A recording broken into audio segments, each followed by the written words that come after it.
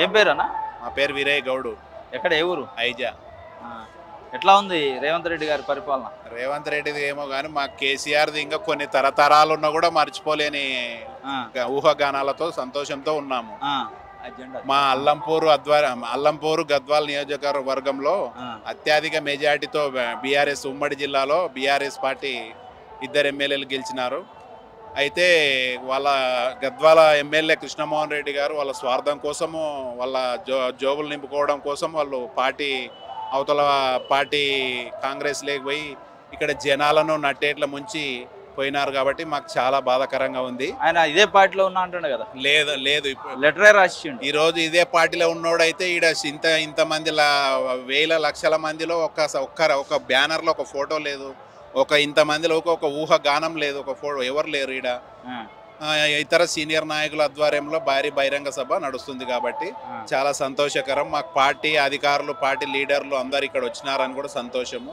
ఏదో మాకు కేసీఆర్ చేసిన సేవలు ఇంతవరకు మర్చిపోలేము. మా వికలాంగులకు ముఖ్యంగా అయినటువంటి అడగకున్నా కూడా 3,000 పింఛని 4,000 చేసినాడు. అదే ఉన్న రేవంత్ రెడ్డి ఇంతవరకే 6,000 చేస్తా, 4,000 చేస్తా, 2,500 ఇస్తా, వాళ్ళకి వీళ్ళకి అన్ని పథకాలు చేస్తున్నాడు కానీ ఇంతవరకు ఏం చేయలేదు. ఏడ ఉన్న గొంగడ ఆడనే ఉంది. కేసీఆర్ చేసినటువంటి అభివృద్ధి గద్వాల కానీ అల్లంపూర్ కానీ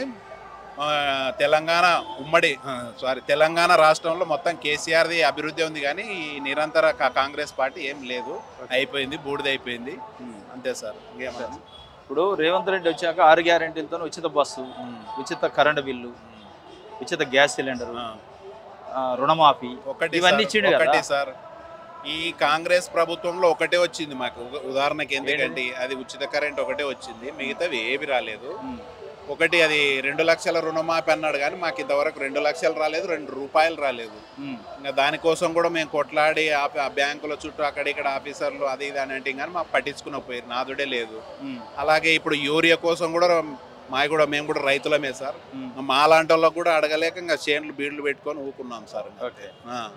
ఇప్పుడు ఆడ పోయి అడగలేక ఇప్పుడు మా లాంటి వాళ్ళం పోతే మీరు రేపు రాపోండి, ఎల్లుండి రాపోండి, మీకు ఇక్కడ యూరియా నువ్వేం చేస్తావు, నువ్వేం సేద్యం చేస్తావు, అది ఇది అని చెప్పి అని వాళ్ళు అంటున్నారు సార్.